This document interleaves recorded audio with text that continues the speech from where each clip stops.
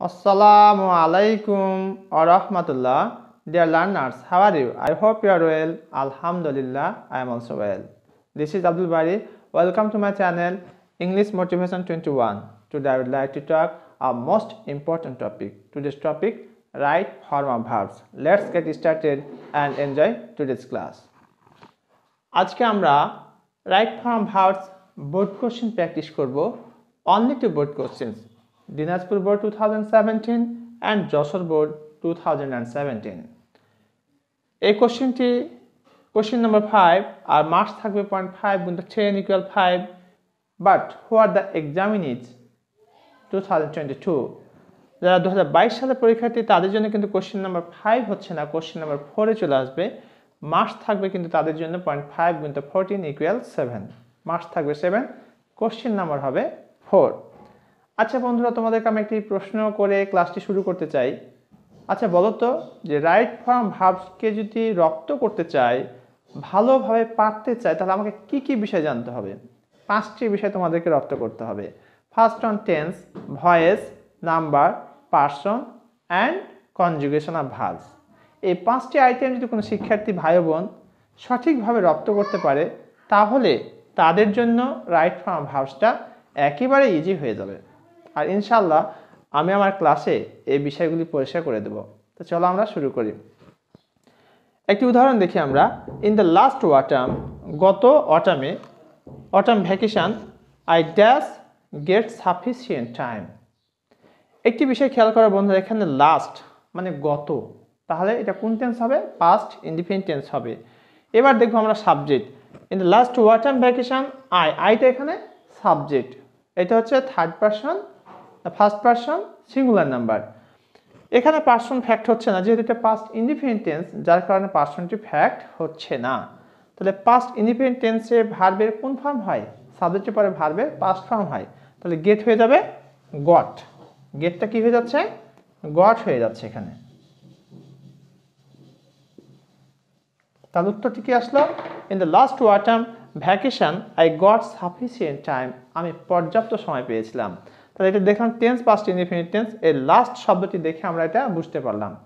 আর এখানে past indefinite হওয়ার কারণে শব্দটা এখানে ভ্যারিয়েশন হচ্ছে না। কিন্তু আমাদের খেয়াল রাখতে হবে 5টি বিষয় কিন্তু আমাদের অবশ্যই গুরুত্ব সহকারে জানতে হবে। সেটি হচ্ছে tense, voice, number, number, person এবং কনজুগেশন অফ ভার্ব। ভার্বের 3টি form, present, past and past participle. তাহলে এখান থেকে দেখো যে গেটের পাস্ট ফর্ম হয়েছে কি? গট। এবার আমরা দিনাজপুর বোর্ড 2017 এবং যশোর বোর্ড 2017 সালের যে প্রশ্নগুলো এসেছিল, সেগুলো আমরা কোন রুলে কিভাবে হচ্ছে তার বিশ্লেষণ ব্যাখ্যা এখন আমরা দেখব। তো চলো আমরা শুরু করি।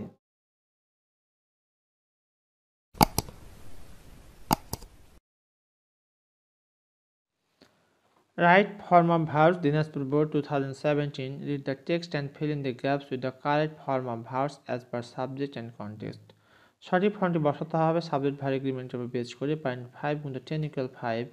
ইন দ্য লাস্ট অটাম, গত শরৎ ভ্যাকেশন, শরৎকালে ছুটিতে, আই ড্যাশ সাফিসিয়েন্ট টাইম। হ্যাঁ প্রিয় শিক্ষার্থী ভাই বোন, দেখো এখানে লাস্ট কথাটি উল্লেখ আছে। লাস্ট মানে হচ্ছে গত, তাহলে গত হলে এটা কোন টেন্স হবে? Past indefinite tense.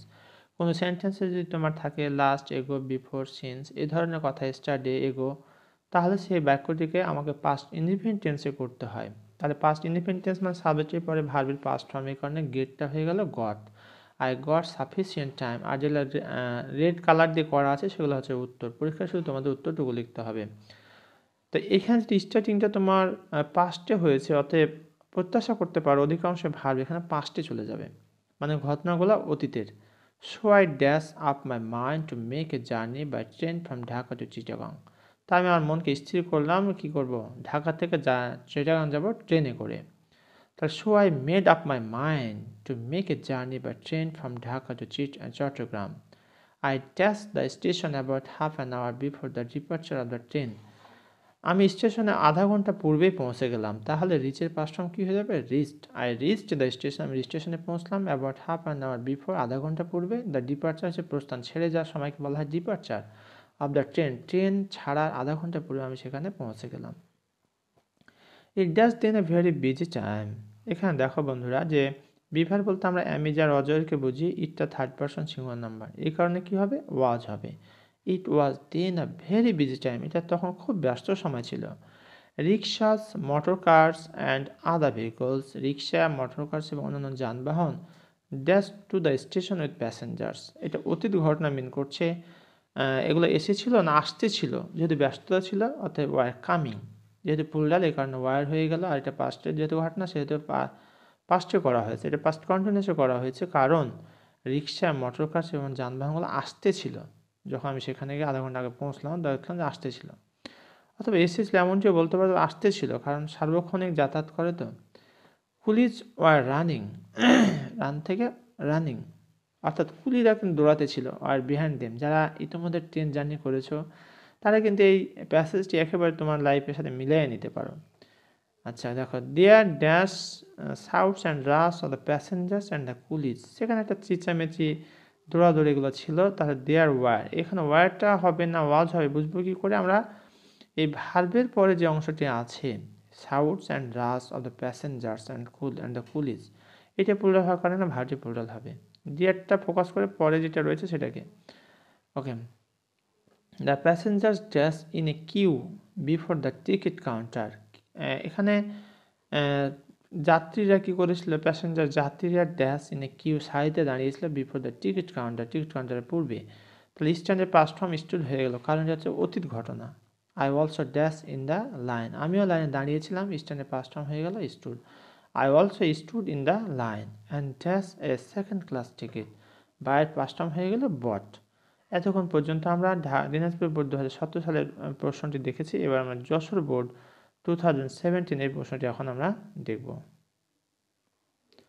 Read the text and fill in the gaps with the correct form of verbs as per subject and context. 0.5 গুণিত 10 equal 5 মার্কস থাকছে এখানে।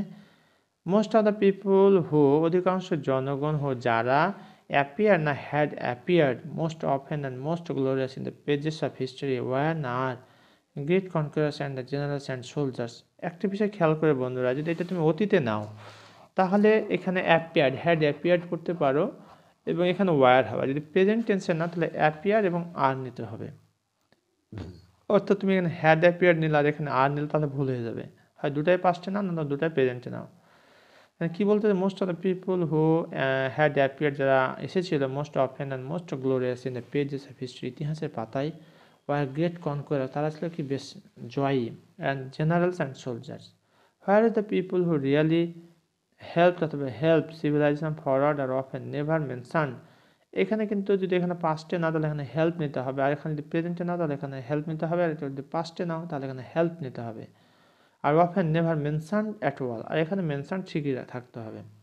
উই ডু নট নো, আমরা জানি না, হু ফার্স্ট সেট, কে প্রথমে বা কারা প্রথমে, a broken leg or launched a sea or the boat or calculated the length of a year, but we know, কিন্তু আমরা জানি, এখানে নোটা হবে know all about the killers and destroyers, কারণ ইতিহাস বলে দেয় কারা মানে হত্যাকারী ছিল এবং ধ্বংসকারী।